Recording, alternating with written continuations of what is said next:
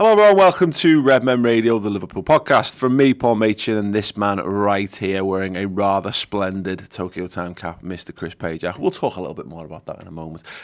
We've got a kick-off question this week, Chris. We didn't because I forgot to put one in the agenda, but we've got one that I've robbed from the bonus Q&A, which we're coming out later, from Adam Boland, who says, you wake up in a world where nobody remembers Liverpool history except you. All the domestic and European success, all forgotten. How do you get people to remember? Now, I can only imagine this question has been spotted. Have you seen the trailer for this film called Yesterday that's coming out? No. And the story is everyone forgets the music of the Beatles, and this guy has to basically goes about reminding the world by the looks of it, playing all the Beatles songs and getting rich and famous. How would you do it? I wouldn't. Okay. Because, and I think this is quite prevalent at the moment, I actually think it wouldn't be a bad thing for Liverpool to forget that at the moment and really want something for the first time ever all over again without the pressures and the strains of not having, of never winning something. I think you could play with almost a little bit of a freedom because no one's expecting you to do it in the same way that Leicester did it when they won the Premier League and stuff like that. So I didn't give much thought to it, to be honest, because I was just like, you know what? I fancy that. I fancy just me shouldering the burden of Liverpool's entire history while everybody else goes and enjoys the title ride. See, I'm thinking Game of Thrones style HBO special epic, retelling the history of Liverpool Football Club in as expensive a way as possible. The only issue I have with this is that if you wrote the story of Istanbul and said, yeah, I've got this story. It's not believable. It'd be like, fuck off. And do you want Sean Bean to be the main role again? Oh, yeah, absolutely. No one would believe you. You would be laughed out of Hollywood. So no, I would. It'd be a very difficult thing to do because you're right. There's certainly a benefit to us not having to carry all that weight around with us, but at the same time, it's so good.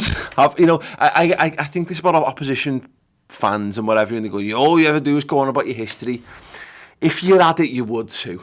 Yeah, is my only thing to that. If you had all those things, those stories, if you could go back, like prior to the European Cup final, we went back and we watched I think we watched 4 of the other 5 European Cup finals. We didn't have time to do the other one, but we've got them there. You can go back and watch finals that you gave a shit about a team that you like involved in those things. There's all those great players, the great goals, all that kind of stuff. That would be it'd be very weird to see I wonder whether Liverpool would even be the same club anymore without all that kind of thing, because all of a sudden you're looking at it and going, well, the weather's not great here. The Anfield area is not a great place to leave your car parked, as evidenced by the laptop that went missing at the back of mine last year. There's loads of, it might sound a bit of a stark light, and it's like, okay, and all these things, the stadium's not the biggest. No, that would be terrifying. In this scenario where nobody knows Liverpool's history, I take it like the other fan bases are all involved in this as well. Everyone else's history's gone. Oh no, that's what I mean. Everyone that's in a world where nobody remembers Liverpool history. Okay, so like for example, in 2005 there was no Champions League winner.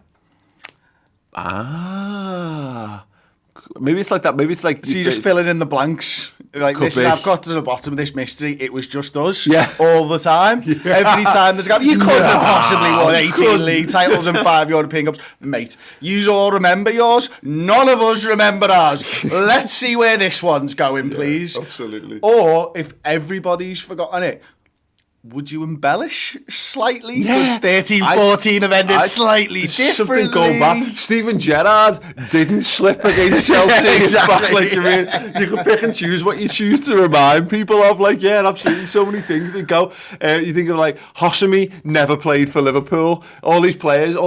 Sean Dundee, Soz Sean.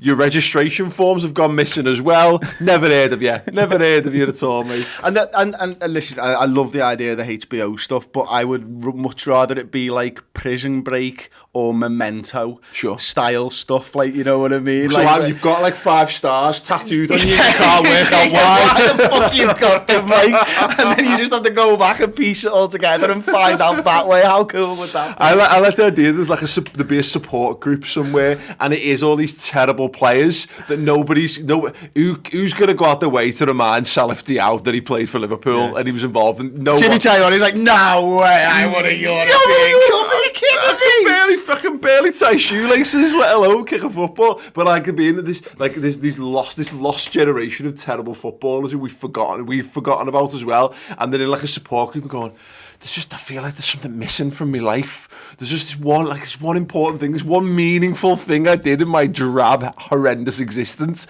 and I can't quite figure out what it is. And I'd be leading that group and just pissing me pants laughing at the fact that these lads who've been stealing a living off the back of the football club for so many years don't get to do that anymore. It's really horrible, and it's probably let the mask slip of how dark a place I'm in at the moment. But so be it. Right, news. There's not a lot of stuff to get on with this because obviously the Reds were away on a training camp, and then we've had the Bayern Munich game in the Champions League, which we'll come on to in a moment. But it came out that Jurgen Klopp apparently said he wanted to sign Jadon Sancho, and and a lot of the things was around is that rivals don't sell to rivals in the Premier League, so that was always going to make it difficult. I mean, it makes me glad to hear that because I think he's amazing, and I'd be a bit peeved if we were at least, you know, keeping tabs on him and looking at him. I'm sure pretty much every manager in the Premier League would have had a go at Sancho if he was. Yeah, and listen, I think that's right. I think everybody knows why. I think, you know, you can see what he's doing over there for Dortmund at the moment, the way he's been lighting that league up so far this season and stuff. But, you know, it's linked to German football quite intrinsically at the moment, this, isn't it? The fact that young talent from around the world is going to places like the Bundesliga. I think, you know, Jadon Sancho obviously moved there from England, and other players were interested. Ryan Brewster was interested in going over there before Liverpool tied him down and stuff like that. And that is part and parcel of, you know, the top clubs in England not selling to each other, and actually you're starting to see that with the top clubs in Germany now as well. You mean RB Leipzig didn't want to sell Naby Keita to Bayern Munich, and why would you strengthen your rival? And I think Timo Werner is one of the players that RB Leipzig are basically going to go, well, no, we're going to sell him somewhere else. We're not going to sell him to Bayern Munich, because you're never going to topple the Giants if you just keep feeding him all the time, are you? You know what I mean? It's fascinating. I mean, unless you feed him so much that he falls asleep or something. Yeah, not sure the analogy fits, but I think it's fascinating that there's a Jadon Sancho. If he wants to play for a top Premier League club, then his best chance of doing that is to leave a top Premier League club to go and play for a good Bundesliga side, and then get bought back into the Premier. This is the route that Kevin De Bruyne has taken as well. We just don't have it. They don't seem to have the time for young players in this country, and it's weird that it's like clubs place a higher value on lads that are playing abroad. I mean, there's probably just a manager come in and go, oh, that Jadon Sancho, he sounds exotic. Oh, foreign talent coming into that, you know what I mean? There's probably loads of examples of that. Just add an O or an A to your name and go and play in the Bundesliga, and these fucking stupid chairmen and managers will be like, oh, great, that's an extra nought on the price tag. So Barkley would have gone over to Germany if he was just called Barkley O. Yeah, Barkley O, sure. Like, Barkley O. Rosso Barkley, you know. With an I instead of the L-E-Y or something. Barkley, yeah, exactly. Something like that, and he'd have been laughing. So yeah, but I mean, apparently City have got a buyback clause in there, which would hinder Liverpool moving forward. But I've said this time and time again. He fits there's two players, and you've mentioned the other one there, Timo Werner, fit the bill for me. You know, if we're going to look to strengthen our attack, we definitely need one more.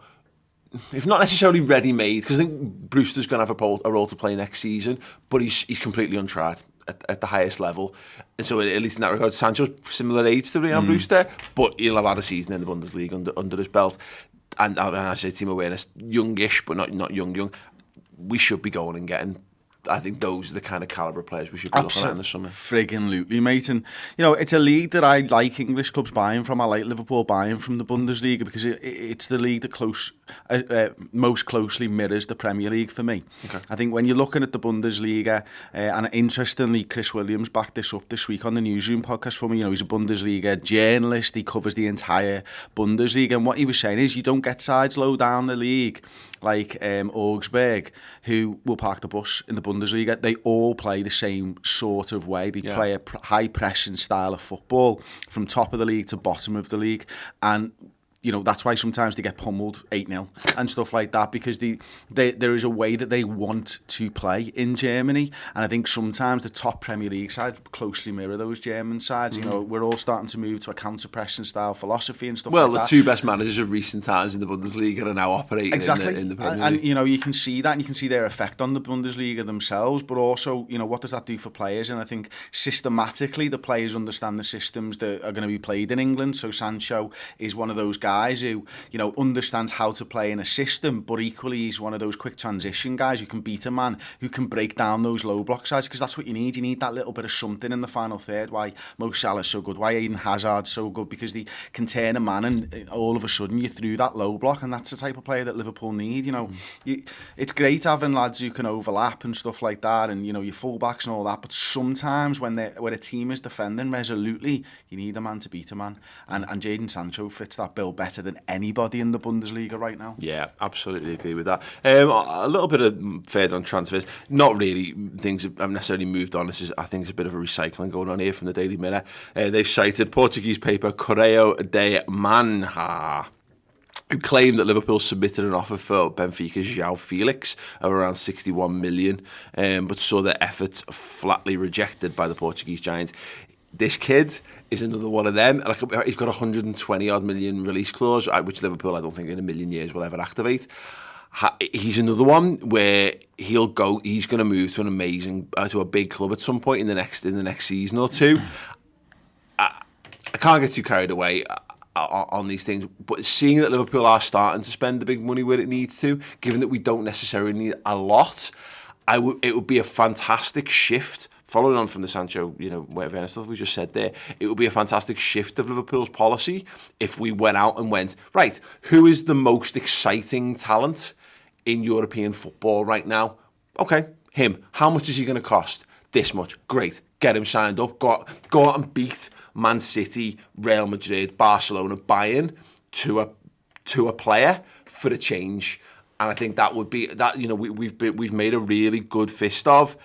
What's the word? Sort of like realigning, or realigning people's expectations of Liverpool and how they operate in the transfer markets and stuff. That's the one thing we haven't yet done. We haven't yet gone massive on a proper youngster. Yeah, it's interesting because listen, I'm not sure I fully agree with it, to be honest, because I feel like Liverpool will sign the right player regardless of age right now for this squad, and I think that encompasses what you're saying. So I think, Virgil van Dijk is the prime example of that. A player that we needed, that we didn't mind spending the big money on. Alisson's exactly the same.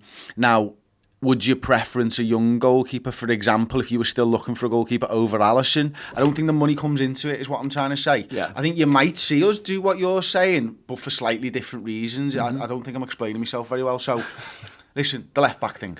Robertson. We could have gone out and spent 30 million on Luke Shaw a year before. Yeah. But we waited a year. We managed to get Andy Robertson for 8 million because he was the right player for Liverpool right then. Mm-hmm. And so, yes, I think we will go out soon over the next couple of years and probably buy one of those exciting players, but because it's the right thing for Liverpool to do, not to make a statement. Oh, no. I'm not suggesting that you are. Yeah. But I still think you might see that almost like it doesn't look like joined up thinking. It's not like an entire shift in policy. We're just getting the right player at the right time. And if that means a young player, sound. You're dead right. It's not as though Liverpool, because that's what Man United have been doing for years, is making statement signings to try and to show people that they're capable. Liverpool going by the player regardless of the cost, I think, and you're dead right on that. What I mean it from the perspective of whether it's by design or whatever, we have ticked the boxes along the way that have gone. Liverpool, you could say under FSG, well, we don't spend big. We don't spend big money on transfers. We only buy, the policy was only under 23 players at one point, so we won't buy anyone over the age of 23. Well, we've done away with that. We broke the defence record for a centre-half in world football for the lad who was, 27, 28 years old. So, yeah, we're doing these things along the way, but for me, that's the one thing that's missing from that, to show that Liverpool, that's what elite clubs do. They'll go, because Pulisic could be used as an example of us not doing it. Yeah. Because we've said, well, we're not paying that much money for him. But also, I think Sancho, as an example, is better than Pulisic. So maybe there's a case to be, like I say, it's going to be that we're going to wait for the right player to come along. But the day that Liverpool make that big transfer and show that they're prepared to shop in that pool as well for the big bucks, I think that's the time when all of a sudden the only players that are off Liverpool's radar are the 29-year-olds. Higuain's. The players Chelsea buy, and Man United buy a little bit, and Juventus buy, and the players who've only got maybe 2 years left at the top, and yet they cost you world transfer record fees, and I'm perfectly cool with that because I don't think we should ever get. Yeah. That's a lack of forward thinking. I agree with that. I think a classic example at Liverpool is Fernando Torres when he left Atletico. Absolutely. I think that is the type of thing. I think, a couple of years later, Aguero moving to Man City. It's that type of a buy where everybody's been buzzing about someone for a couple of years and you're the one that goes in there and gets them. Yeah. And they're still young and you know that they're going to turn into something absolutely special. Yeah, completely. We're going to lead on to talk about the Bayern Munich game in a moment, but the first little point... Bild, who I did an interview with, who's by all accounts a terrible, terrible newspaper, rated Robertson our worst player versus Bayern Munich. They've got a weird rating system where they rate it out of 6, but it's the lower mark the better, so 1's the best mark and 6 is the lowest, and they rated him as a 5. I know Gnabry had a few good moments against him. Quite liked Andy Robertson's performance at the weekend, and to be fair, I don't think they rated any Liverpool player better than a 3. It just proves that there's massive dickheads, really, doesn't it?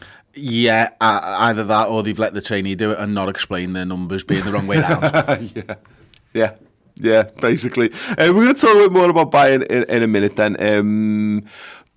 2 things I want to highlight is that the Reds transfer roundup is now called the Reds News Roundup. See how I covered up saying the wrong thing there? That's on the redmentv.com. That is our good friend Steve Hoare. Congratulations to Steve on his promotion to everyone. Absolutely. Well done, Steve. Well done, Steve. The MD of the Reed Network is pretty cool, isn't it? Fresh media, man. Yeah. Doing bits. Yeah, doing bits. He hosts the show, talking about news, talking about transfers, all the things about Liverpool off the pitch. He'll be having an in-depth discussion on those. That's on the website. It's me, mate. Oh, is it you? It's me this week, yeah. Don't let that put you off. Good to see you've got a handle on things anyway. Don't let that put you off. Or maybe that's the thing you've been missing this whole time. Chris doing the Reds News Roundup show. Get involved with that on the redmentv.com for the stuff we've discussed and a whole lot more. Chris, we've got a sponsor this week. We have, mate. I don't guess anyone's noticed. It's not Coke Zero. It's not. Hashtag not product placement. It's Tokyo time. Hashtag product placement. There you go. You know what? Paul, who's been running Tokyo Time, got in touch with me a couple of months ago now, and he's such a nice guy. We've had sponsorships over the years and stuff like that, but this is one of the first ones where, when you meet someone, you're like, yeah, I want to do something with you, you know what I mean? He wanted to be involved actively with Redmen TV, he wanted to help us out, so he's designing us a cap as well. Mm-hmm. And the fact that his caps are absolutely stunning. So he does kids caps, they do normal men's caps and stuff like that. Loads of cool designs. You might have seen one actually on Soccer AM this weekend, just gone. That's been getting loads of love. Just go over there, check that out. They're absolutely quality. Bailey wears them all the time as well. I'm obviously wearing one now. I've worn it a few times. Eagle Eye viewers will remember me wearing it on some of my videos. And you can get them at http:/bit.ly/Tokyo Time_Redmen TV. And because you're a Redmen subscriber, you will get 20% off. Wow. 20% off. So a boss cap, or more than one boss cap, a 20% discount because we love you guys. And I've got something else as well. Ooh. We're going to run a competition on our Twitter. No? Damn. Maybe. I have now.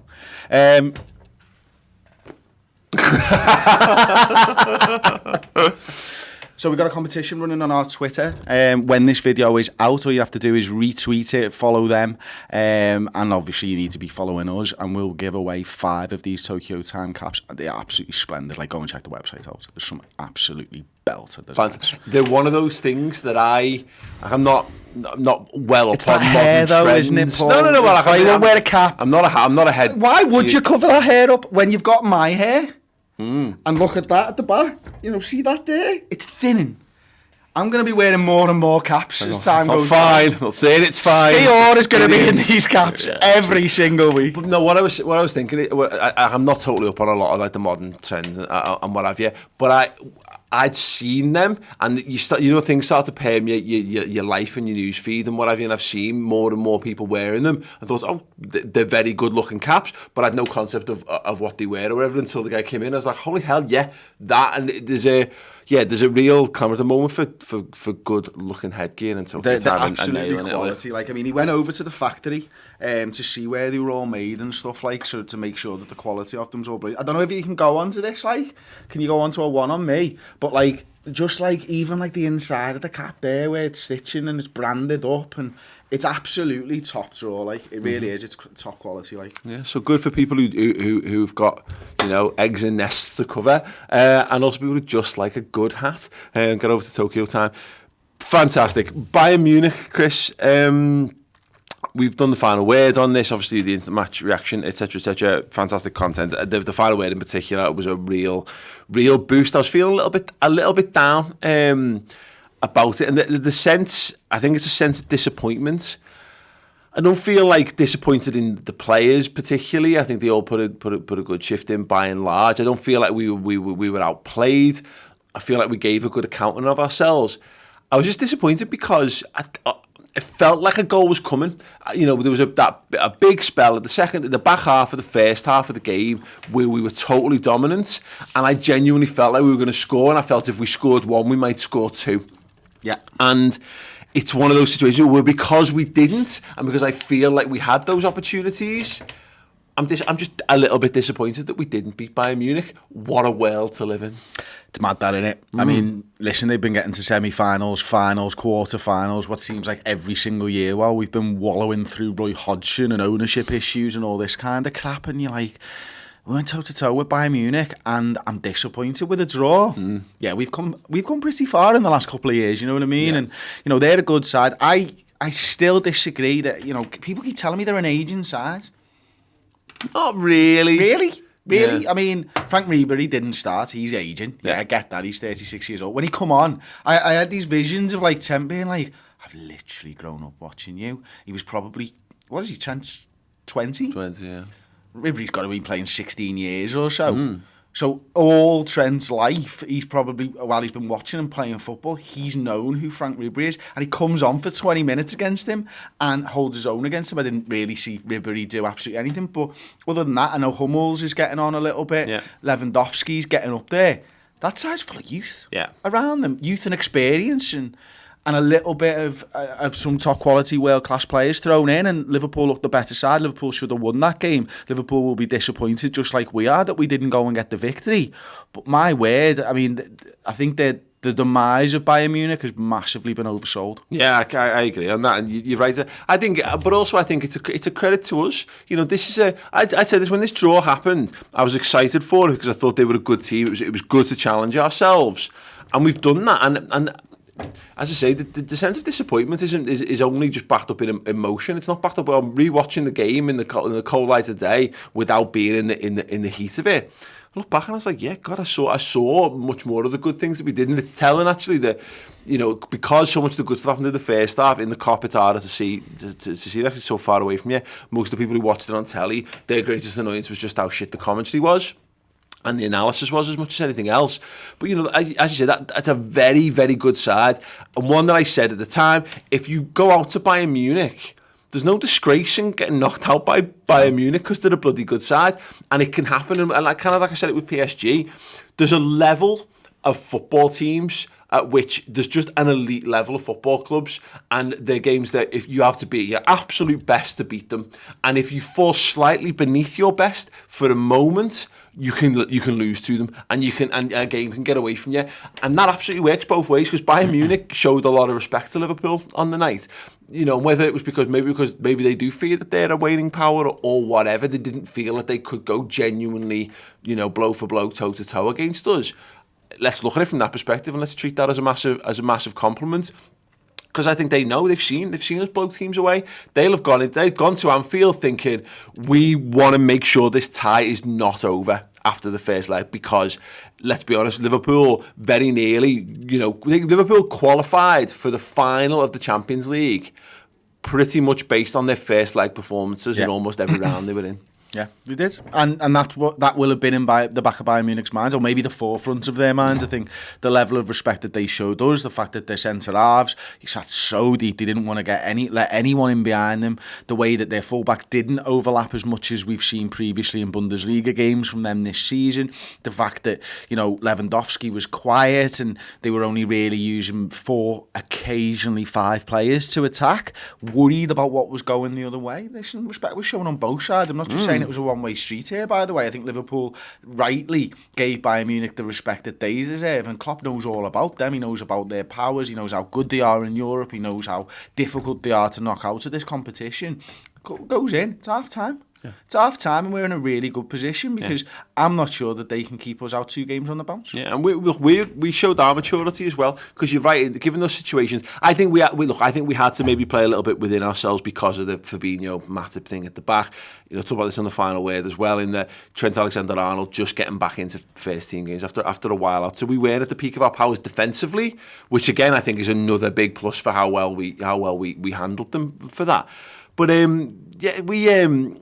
I genuinely feel like if both teams, when the gloves are off, which I think will happen in the second leg, I think that'll bode very, very well for us, because you're dead right. They had to sit deep. They had to be a bit more pragmatic than maybe they perhaps would like to be. Perhaps their fans would like to see them be, etc., etc. This is a team that's used to dominating everything, and it's funny that it was referenced in a few places. I think Chris Williams referenced it on the build-up show.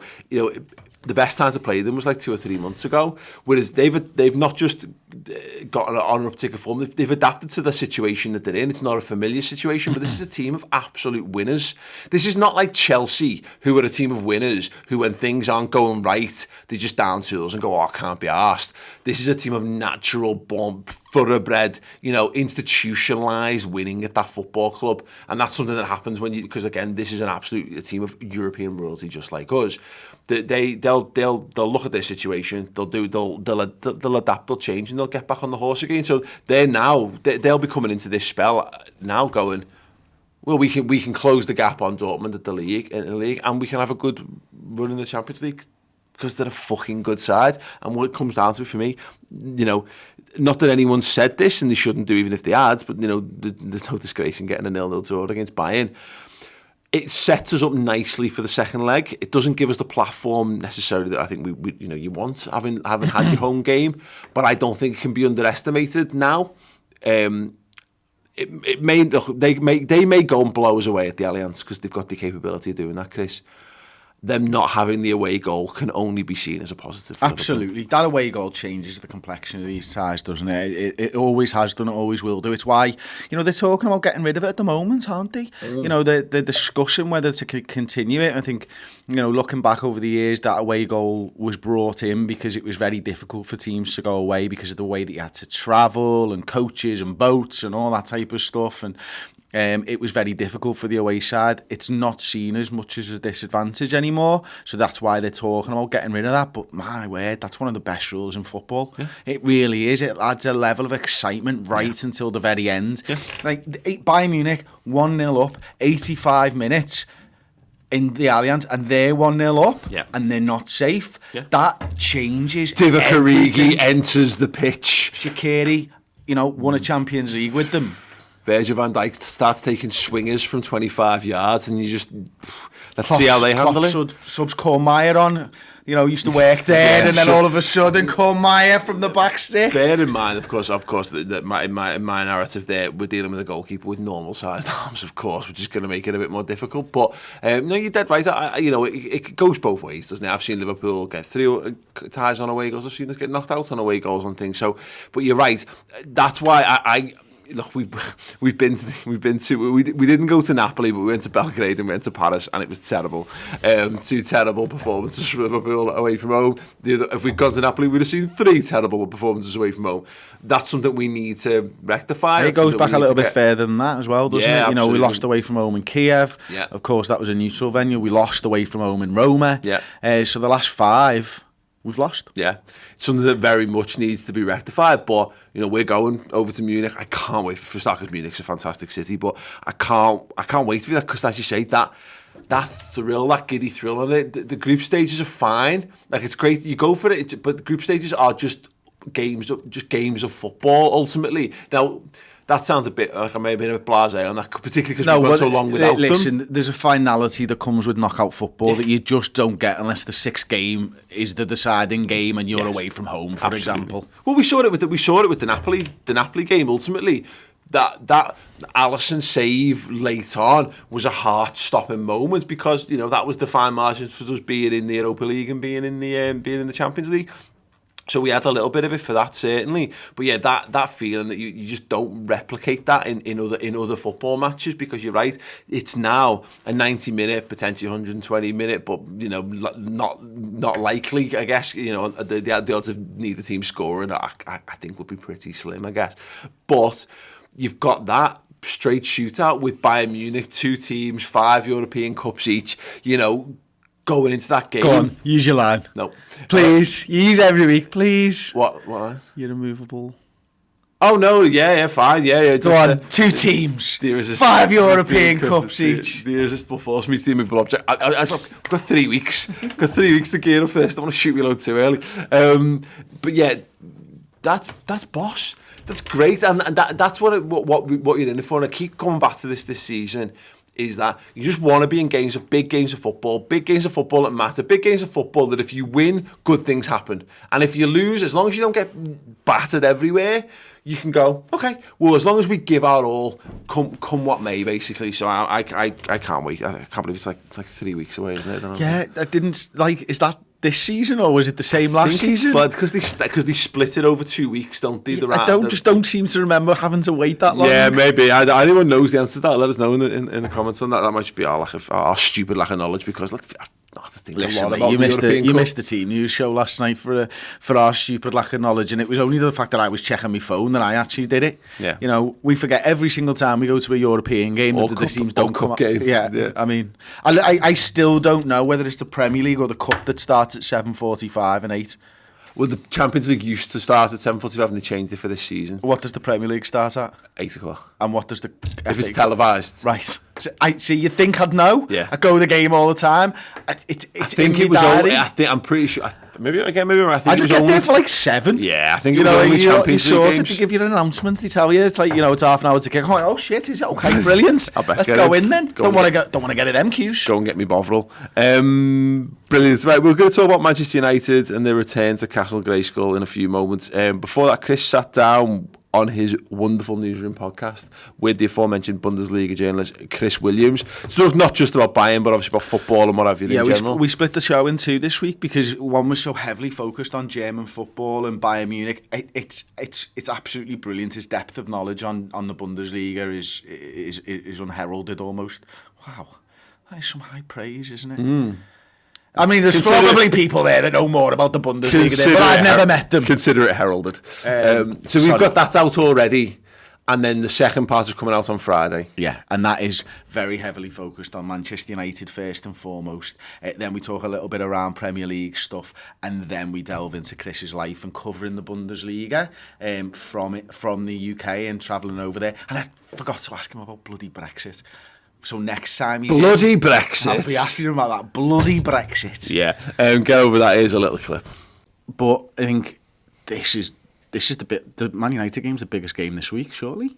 Yeah, it is for me as a Liverpool fan, because had maximum points been picked up against West Ham and Leicester, I don't think it would be the biggest game of the season. But with Manchester City, you know, being on top but playing a game more, this is Liverpool's game in hand against Manchester United.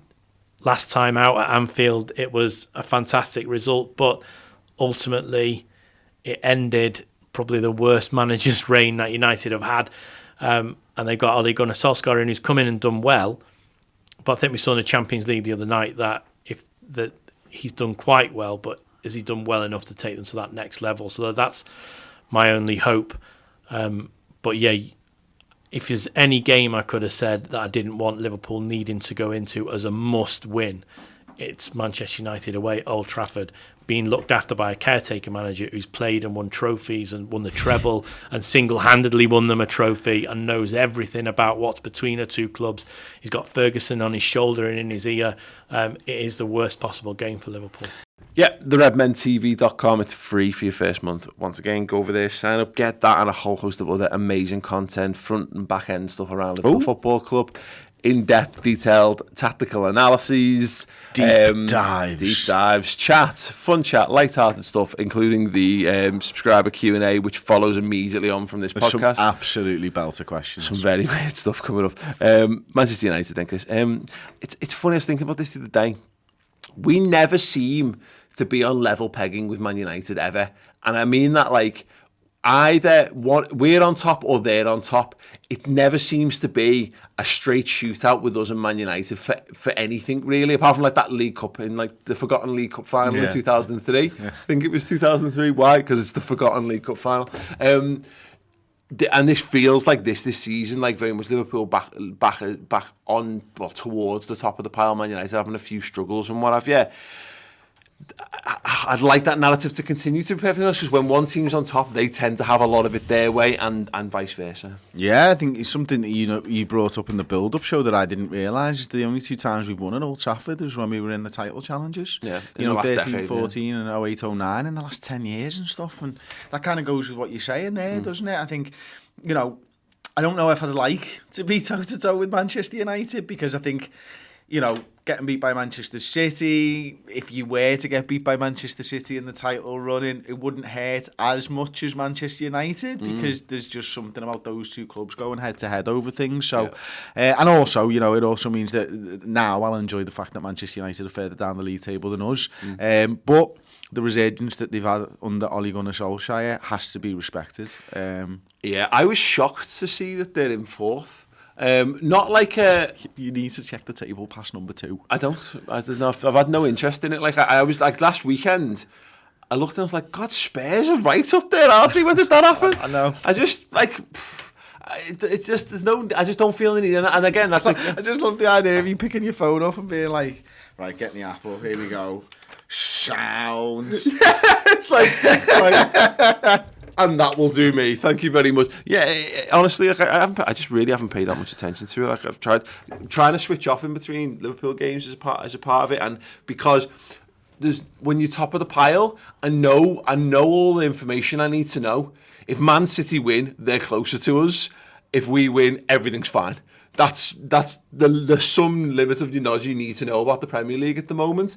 What's mad is, I bet you know more about the fixtures in general than you do about the league table, because you've probably analysed Manchester City's to death, and you've analysed Liverpool, so you probably know that their game against Manchester United's been moved and stuff like that, because you're focused on what that is. Yeah, maybe, but even then, honestly, not really this time around. I did it earlier on in the season. I did a forensic analysis of Man City's game, where they were likely to drop points, blah blah blah, and then they went and dropped points to fucking Leicester and all that, and I just thought, God, I don't fucking know. Some lad stopped me, and I don't know if he watches, stopped me outside the ground last night. I was walking to meet you, and that's why I missed the team news, because I was having a second pint in the flat iron. He stopped and he said, Paul, I've been looking at it, and I think Liverpool are going to drop 7 points between now and the end of the season. Oh no! And he said, where? But you do this stuff. Where are Man City going to drop those points? I can't figure out where they're going to drop it. And I just went, Alan Partridge shrugged. Like I don't know, mate. I don't think like that. I'm sorry. Well, I do. And he was very, very serious and very frantic about the whole thing. Like he was coming unravelled in his brain as he was starting to open up to the madness again. That's how he's walked all these. And Did you do the echo thing? No, did I fuck? I did, and we sold it, mate. This is the predicting the points thing. Yeah. But you know why? Because we do this all the time. We do this normally in every season. We have a predict how Liverpool are going to get on in these run of fixtures things, and I've spewed it all off this season because it's just too it adds a layer of stress that I don't need. Here's why I've not done it until the Echo thing. Right? Is I've never seen this side. I only know old Liverpool. I know Liverpool from last season. I don't know this Liverpool side. Yeah. I know where Liverpool would drop points last season against the teams that we've got, but I don't know where they'll drop them this season because we're a much better team. I think it adds a senseless pressure to what's going on because if you look at Liverpool's next 10 fixtures and you go win, we might drop points there. And then we drop points in one of the earlier ones. Yeah. You've set an expectation on yourself. Now you're thinking, we're going to lose 9. Yeah, or 7 if we're drawing a game early. And then you're like, we've got to go. Then you're inventing a story where you've got to go to this game and pick up points. And I wonder whether that's what's happened with the stuff recently, the draws and stuff, where people have maybe just been looking a bit too far ahead on it. And I know it's a bit of a line, the whole one game at a time stuff. And I don't get me wrong, I didn't have that this week. Couldn't give a fuck about Bayern Munich, honestly. I found it very difficult to tune my brain into being in the European Cup because this game, Man United, has been my focus on this one, especially because it being the game in hand as well.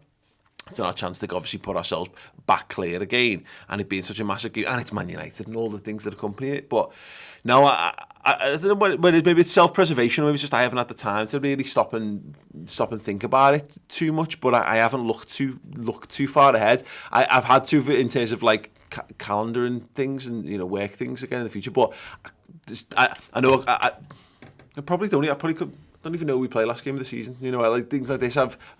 I could lay these things. Yeah, exactly, because it's probably a degree of self-preservation. Listen, I kind of feel like that all the time.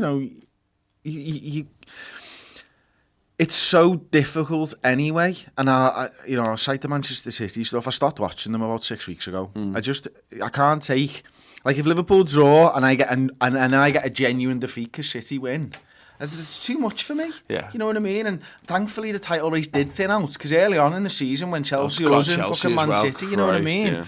Liverpool get a win and I get 2 defeats and I come out the weekend thinking, fucking hell. Yeah. Not a bad weekend there, boys. Pummeled, absolutely pummeled. Fucking hell, like, you know what I mean? We've lost 2 games there. Have we lost 3 games this weekend? And it's just fucking mental. I was just like, I can't be dealing with this. And then if they win midweek, it's like I've had 3 defeats before Liverpool play a game of football again. And I was just like, nah, this isn't for me. This, that's absolutely it. So when I looked at the league table, what I thought was amazing, because we had Mark Goldbridge in this week, who was dead sound, to be fair to him, and he was talking about this. They've got this rivalry with Arsenal, which we're not involved in. It's amazing. They've got this throwing out your 6th memes rivalry. Have they? Yeah. Have you not seen this? So they had weeks and weeks of all, like, Ole Gunnar Solskjaer took over, won these games, 6th. And it was like, and that was all Arsenal fans having a laugh at United. And now the roles have flipped. United are the team in form. Arsenal have had a little bit of a wobble again. And now it's like United fans going, look who's in 6th now, wankers. Look who's in 5th. And like, how the mighty have fallen. And don't forget Chelsea are in this conversation, as well, all of a sudden. So it's this is why I'm lost in this top 2 thing. This must be what it feels like, because I've never seen it from this position before, really. Apart from 13-14 to some extent. I know 8 or 9, but I watched a long time ago. I watched Liverpool differently back then because we weren't doing this. But that clutch of teams from 3rd to 6th, we've been in that battle so many times, and you get really into it, and it becomes dead important, and you realise how fucking shit it is to be in an argument over who's 4th. Who's the 4th best? How crap! We're the 4th best team in the country. No, we are. It's like, that's shit. Is that why England love getting the semi-finals? Oh God, why England love we're the 4th best team in the world. England are the Everton of international football. They love the 7th, getting to the fucking quarters. Then in this instance, Paul, like, we've got the top 4, and then there's a couple of teams farting around. Then there's 8 till 12th, isn't there? Like, they're having their own battle then as well, I suppose. Yeah, the battle for 7th. Would you rather be in that shitty fucking 8 to 12th battle or a relegation battle and win it? Well, this is we've had this debate, haven't we? This is a great Ball Street argument from years gone by. Is that there's teams, and maybe this is a bit of like Stockholm syndrome kind of thing, like who would rather go down, win the championship, come up, have a couple of seasons in the Premier League, then get relegated again, and go back and have a season, get to the playoffs, win it, because at least you've got something. You can feel pain and you can feel love. What would you like? Because what do you live for? If you're 10th every single season, what are you living for? Imagine if you're 10th and you don't have a local rival in the league. Yeah. What are you doing it for? What's the point? Go like the Midlands teams. That's why West Brom have gone down. They've just gone, this is just shit. This is just fucking shit. Where are the rest of them? We've got no one we give a fuck about in this league. No one gives a fuck about us. We play terrible football. Our ground has got, okay, albeit a palatial Greggs outside, but it's not great. It's not, West Bromwich is not a great place to be. And our rivals are down in the Championship doing all this mad shit. Fuck it, I'd rather just be Imagine down how there. good it was for Newcastle when they came up and Sunderland and Middlesbrough went down after having it lorded over them for that season. Exactly. That would have been fucking great. There's a bit of that, isn't there? Like, you mean, we're fortunate. I mean, I saw it with living in Sheffield for a few years and seeing how, like, you know, because Sheffield United had a good little spell. They were largely the better side in the time that I was living there, but they lost local derbies in that point, and it was never, I mean, don't get me wrong, the city was a lot safer for it, but when you don't have that, it's a spice. Wigan fans wouldn't swap their FA Cup win for staying in the Premier League, would they? No, not at all, I'm sure. I mean, don't get me wrong, I don't give a fuck about Wigan. I have no idea where they are at the moment, but yeah, one of those things, you know, you wouldn't want to end up back in, you know, the conference or whatever kind of thing, but yeah, your football club's your football club. The more spice you can add to that, the better, really. But I must admit, I just loved it because I like the fact that Man United fans have just gone. They've just become us. Man United have just become Liverpool. They spend ridiculous. They spend over the odds on players that don't really fit. They haven't got a great coherent system.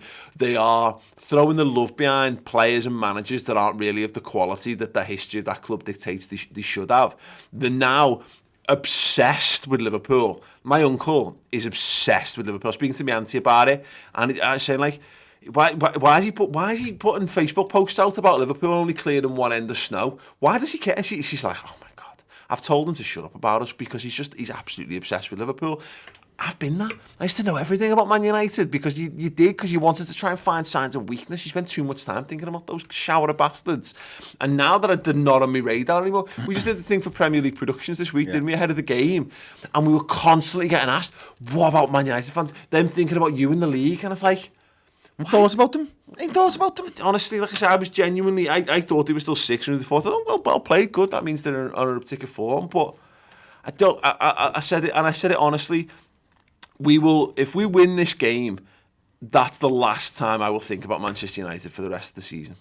Unless they do the business against City. One of the questions was, are you looking forward to lording it over Manchester United fans if you were to win the league? And I was like, you know why we can't lord it over? Well, you can't lord it over Manchester United fans. They've won more league titles than us. That's like them lording the third European Cup over us. They never did it because they can't do it because we just go five European Cups and they'll just go 20 times, man, you know, or something like that. How it goes, and we'll go, shit, yeah.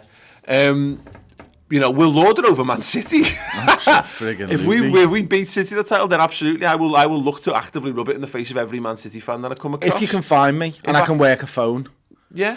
If I'm physically capable of forming words, it'll just largely be like noise. But look, we'll cross that bridge when we get there. Man United, and am I saddened by this? No. It's like, you know what it's like I'm joking when I say this. It's like the quest for equality. Nobody wants equality. The people who haven't had equality don't want equality. They want to have the stuff that they've not had more than people. They want the people who've had stuff to not have that stuff, to experience the pain that they've had. Schadenfreude is what it is.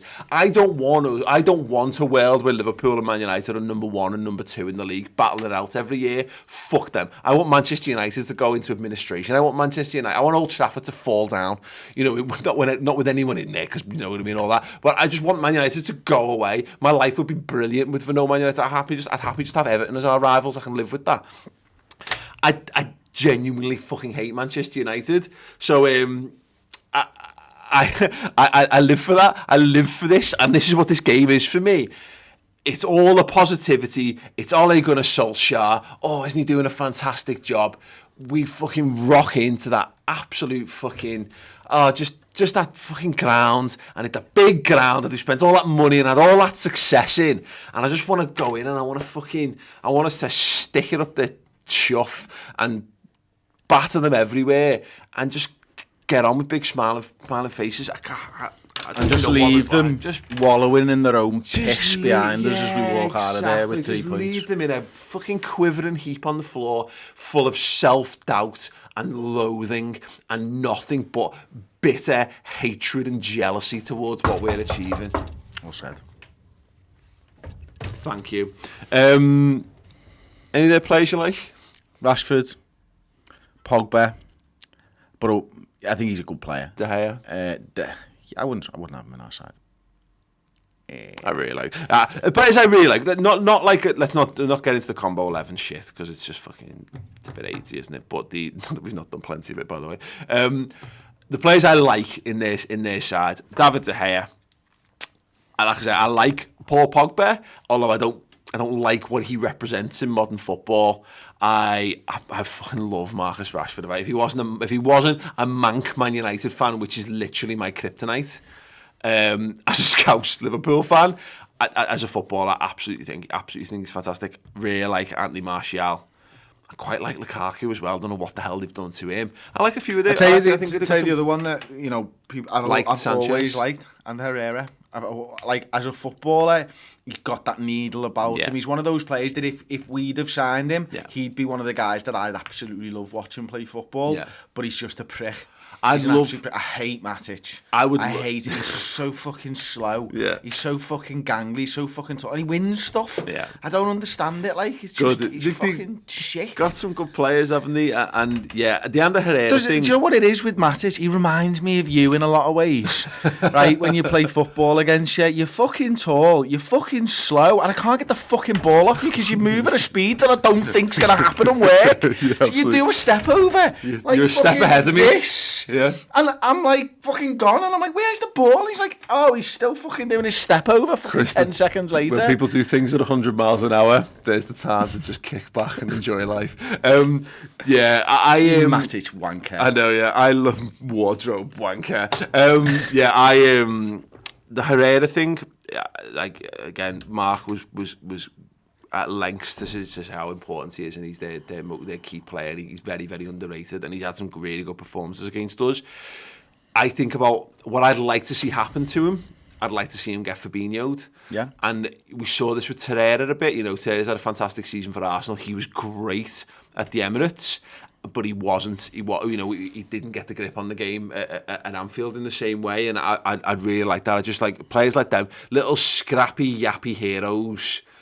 They do great and they punch above their weight, but there's a reason why, like Prince Naseem Hamed, you know, if you'd have put him back in the day in the ring with Lennox Lewis, he'd have got his absolute face smashed in, and that would have been glorious to see. I'm here all day for a bit of that. Yeah.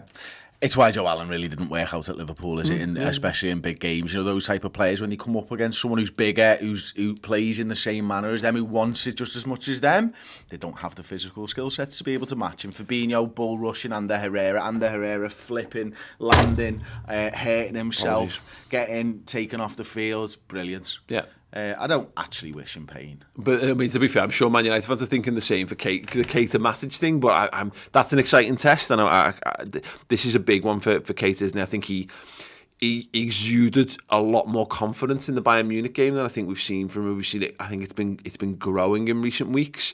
We talked a lot about him. That final third, that final killer ball. He needs to get that goal, Chris. Or that. I mean, you know, he picked up a great assist before the assist for Firmino to Salah last week against Bournemouth. Fantastic. He needs that one moment. You know, that thing that we can hold up at the minute.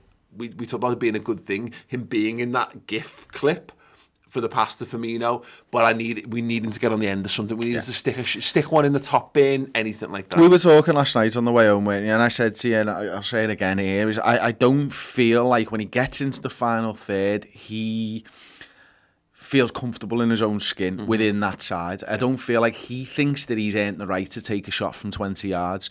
But had Alex Oxlade-Chamberlain earned the right until he stuck that first one in from 25 yards? Probably not. You've just got to go and back yourself and do it. And I still feel like when he gets there, he's like, I better give it to one of the other lads who are better than me. And I think, as soon as he gets that confidence that he's one of those good lads, then we're going to see him kick on. And it's going to need something. And I didn't ever think it was going to come against the Leicester, although he nearly gets the penalty and stuff, because you don't kick fire a career against the likes of Leicester at home. You do it in the biggest stadiums against your biggest rivals, and you'll know. You make it or you break it, you know what I mean? And this feels like if there is going to be a game, it's this one. I think there's the thing we've got at the moment. I think what this side is lacking, and look, fair play to Gini Wijnaldum for the Bournemouth game, because he could have had a couple of goals.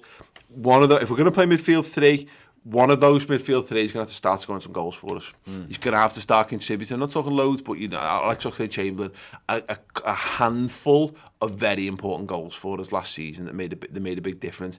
And we need a centre half to start scoring as well. And what better time? Virgil got a big header against the Blues in the derby in the FA Cup last season.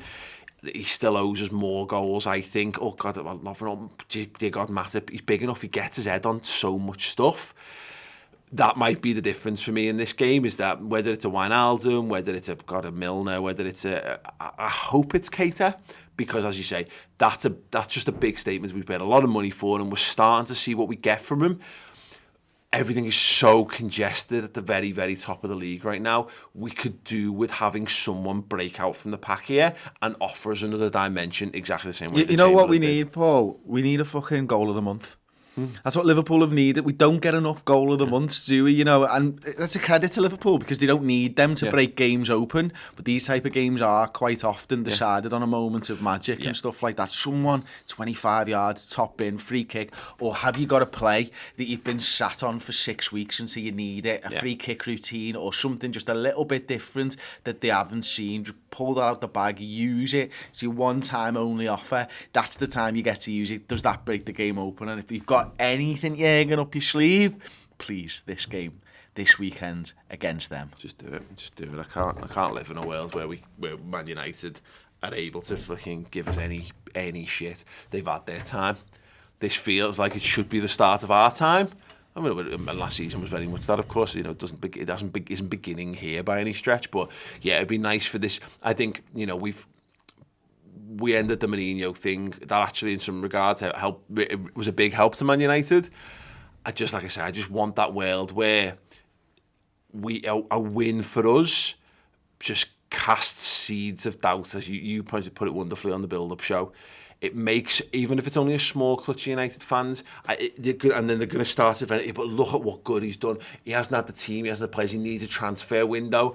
This groundswell, I think... Every United manager needs to beat Liverpool at Old Trafford. Yeah, I think... It's what they're there for. I think Ole Gunnar Solskjaer, and I might be proven wrong on this, because footy has a habit of doing that, but I think he'd be a terrible long-term appointment for United. I just don't think he's good enough. I think they need a manager of genuine top-level pedigree if they're gonna get back to being what they are. And this is just more years for them in the wilderness. So, and again, if it just leads to a load of dissension and more cry-arsing from their ex-players on telly and on the football coverage, let us be the ones to double ruin their season. I think it's absolutely fitting, given the shit they've put us through in all of our adult life. Don Heisenberg, Siyabonga, YNWA. Chris, you hop into a DeLorean. That's a time travelling car from Back to the Future. Anybody who's seen the Championship Manager series over on our other channel, Retro Football TV, will remember it. It's also the content that I am most proud of all the years of making Redmen TV content. This series...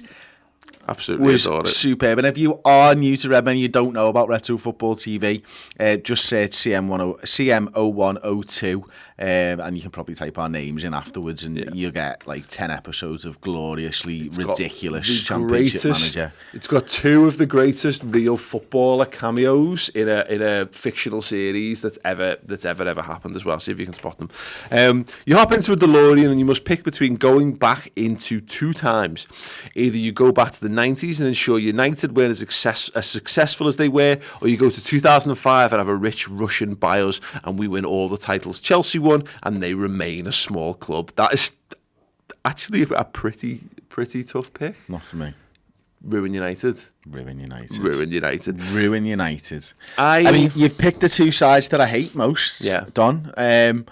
But there is levels to this hatred, and Chelsea are nowhere frigging near how much I despise Manchester United and all that club stands for. The thing is, for this, is that, I don't know where I've said this before, but when you have kids, all of your life regrets, you draw a line under all of your life decision regrets prior to that, because of the butterfly effect. You know that even if you went back in time and changed those things, the kids that you have now wouldn't be the kids that you've got, because any millions of combinations of things can happen between now and then. If Liverpool go on and win the league this season, I couldn't give a fuck about any of these questions anymore, because Man United are entitled to their success because it's in the past, and Chelsea are entitled to their success because it's in the past, and because they're not the rich club now that they were in when Roman could just do whatever the hell he wanted. I can look into either of these, and to be honest, Man United being successful wasn't that. That was as much our fault as it was Man United's, game. Liverpool were horrendously owned and managed, not horrendously owned, because Hicks and Gillette was horrendous ownership.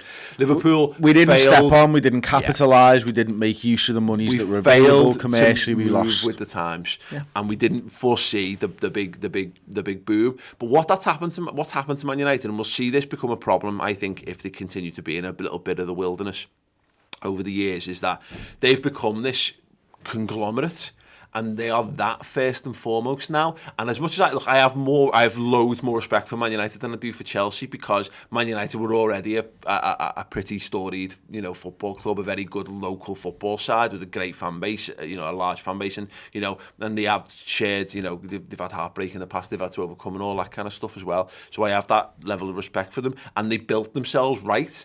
They didn't do it by cheating or the finance, like the City stuff, like the financial dope and all that kind of stuff. They were just smarter business people than everyone else, and they capitalised on the youth and all that kind of stuff. I don't mind them having all that. The Chelsea stuff irks me because, and the same way that I'm starting to begrudge Man City and all that kind of stuff, because I would have been interested in seeing how the Premier League would have panned out differently, because we went from it was Liverpool's time to really cement where they were as a Champions League club. We got back into it in the start of the noughties, and we were there, and then all of a sudden, us being guaranteed a European place went out the window because Chelsea were there and they could buy the way into that kind of stuff. And I just don't like Chelsea as a football club. Do you know why it isn't even close?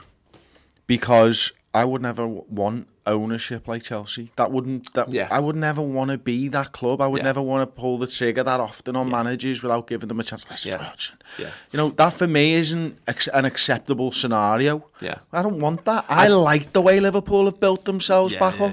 You know what I mean? And it doesn't mention anything about the ownership there with the United stuff. So I can just wipe their success out. Sound. It doesn't say that Liverpool are going to be that successful side. We're still going to be my Liverpool Football Club, but we're not if you go the other route. I think you're right. I think that's the thing for it. I think right in the here and now, if Liverpool can get back on this train of not just winning but competing. If we can get to the knockouts, back into the knockout stages, get to semis, get to finals of the European Cup, and we can challenge for the league every single season. We don't have to win it every single season, but just to get the monkey off the back, let's win one, please. Then I would rather us be the football club we are now. The way that they've gone through that, and they've learned that they're better at engaging with fans. There's a greater sense of community. It's sensibly run. All this kind of stuff, and the regeneration and all that kind of stuff. I think we're on the cusp of being a great thing without having to sell our soul to blood money along the way, and without having to lose the soul of the football club like Man United have done, because that kind of got sidetracked. But That's what they're going to face up with now. They've got a lot of people who support that football club, who support it, and they support it blindly, passionately, but not without the same level of and depth of understanding and feeling and all that kind of stuff, and all the added pressures that go with that. They're a business now. They're no longer what's the word? Parochial is the word. Basically, a local town football club. We've managed to just about cling on to that, and yet also be a massive world entity. So you're right. Ultimately, any situation that allows them to just be.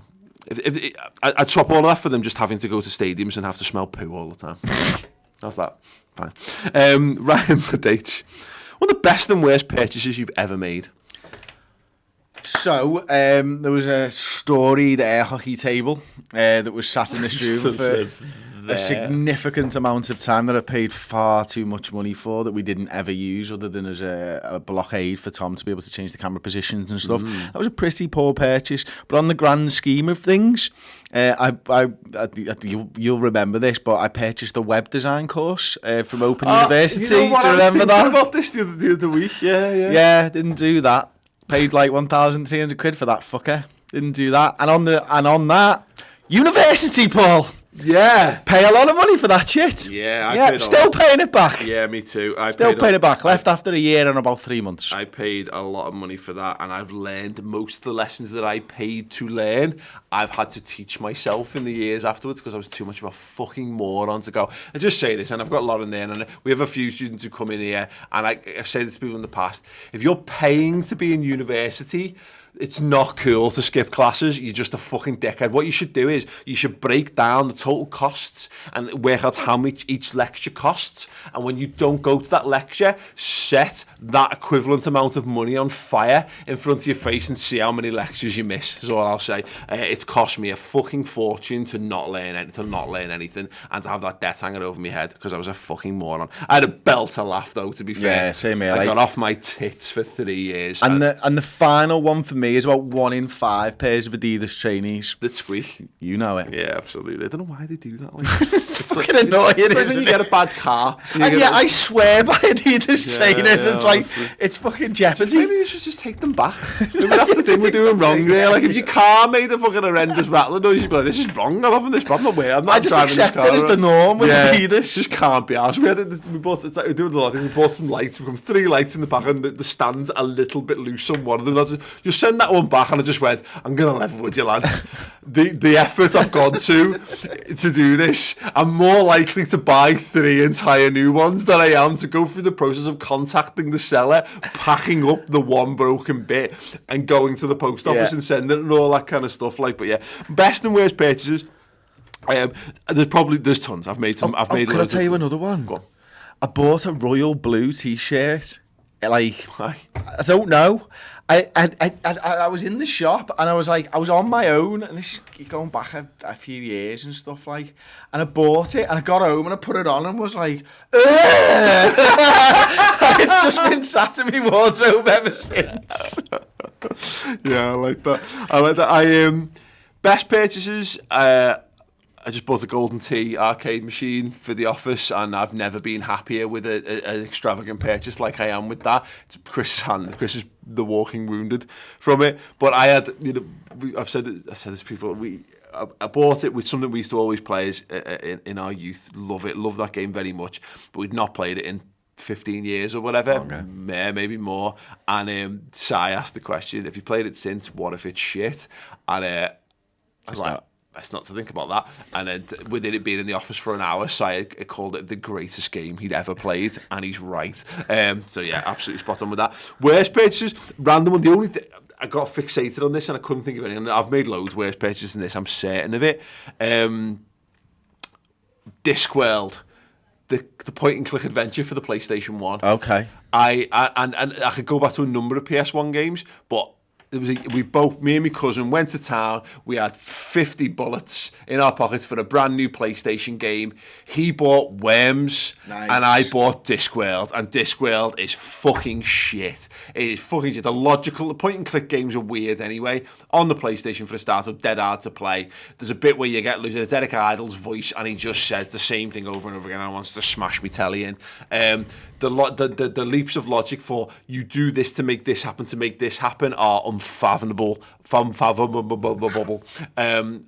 with a guide, I couldn't do it, and it was a shit purchase. And while I thought the only other one was I bought a car on finance once. I had my Nissan Bluebird. I love that car. And I got a new job, and I spent a lot of time driving around, and my car was just shit, and it was fucked, and it was a bit embarrassing to turn up to this new job driving this car around. I was like, I'll get rid of that, I'll get a car on finance, and I got a Honda Civic, I think it was, an older model. Loved it. It was a boss little car, and basically my job was shit. It was all commission based. It was knocking on the doors for British Gas. One of the worst jobs I've ever had. One of the worst morally corrupt jobs I've ever been involved in. And I couldn't afford. I got lost that job because I couldn't do it because I hated it.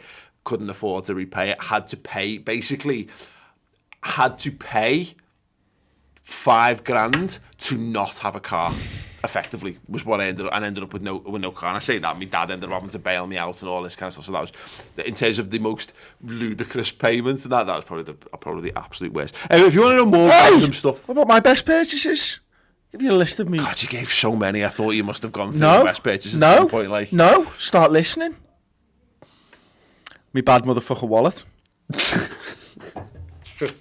9 years out of that bad boy. I've never known a man put his wallet down on the table more than Chris Pajak with his bad motherfucker wallet. If you've not seen Pulp Fiction, you won't understand. How cool with that fucking wallet, Paul? Paying for a pint, goes down on the bar. Bang, have a look at that. Yeah, that's like it. It was like 25 quid, man. It was the best purchase. I got 9 years of entertainment out of that. And you know what? The Redmen TV website. Money well spent. Money well spent, mate. I mean, literally changed our lives, didn't it? You know, you're a very what's the right word? Compelling salesman. Yeah, basically. I don't know why the British Gas job didn't suit you, to be honest with you, because you managed to talk me with quite a few £1,000 to back you in this harebrained idea of starting a frigging industry that didn't exist. And I was like, yeah, let's just do it. You know why? Because we've done a great Star Wars video where you're going to be walking around Calderstones Park in a fucking 90. We've had a year of getting abused by Evertonians on YouTube. Let's spend £5,000 on a website, like, you know what I mean? Yeah, go for it, and the rest, as they say, is history. But that website, was a bad motherfucker wallet. Yeah, that website exists in new forms and upgraded forms. Right now, it is the redmentv.com, and you can get over there and you can see the fruits of our labours. We've got a bonus Q&A coming up, which is more questions like the one we've just answered. A bit daft. Some Liverpool related stuff, some football related stuff, but largely just me and Chris shooting the breeze and chatting a bit of shit. Get over there, as well as the normal analysis and all that other stuff. Once again, thank you very much to our sponsors, Tokyo Time this week. The link that Chris mentioned earlier will be in the description underneath the video, underneath the post, and all that good stuff as well. Make sure you get over to our Twitter to enter the competition. Yeah, and don't forget that code as well, Redmen20. Brilliant. Thank you very much, guys. Thank you very much for watching and for listening. If you're listening, 5-star reviews are always a big help, so do all that. Drop a like on the video on YouTube otherwise, and we'll see you over on the redmentv.com for the bonus Q&A. Walk on.